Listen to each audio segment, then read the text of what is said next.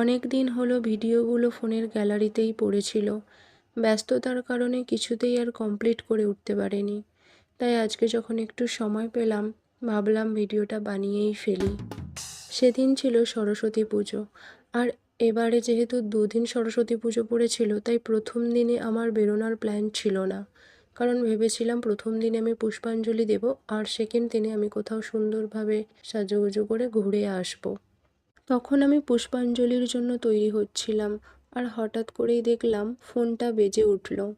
ফোনে চোখ যেতেই দেখলাম পুরানো স্কুল বান্ধবীর কল এসেছে, যাদের সাথে আমি প্রথম স্কুল জীবন শুরু করেছিলাম।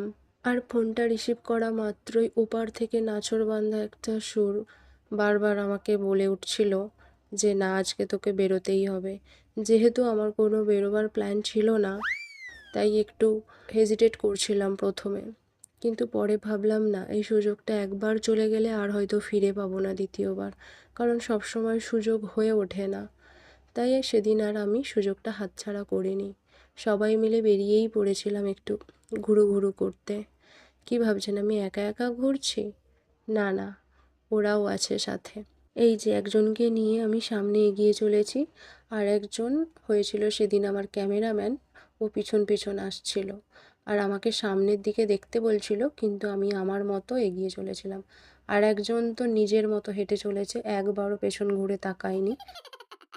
সব মিলিয়ে সারাদিনটা অনেক ভালো কেটেছে। এই যে আমরা তিন মূর্তি, প্রায় 5টা বছর পর আমরা একসাথে ঘুরতে বেরিয়েছি। মানে সত্যিই দিনটা অনেক সুন্দর ছিল। সাথে ছিল অরুণ আইসক্রিম।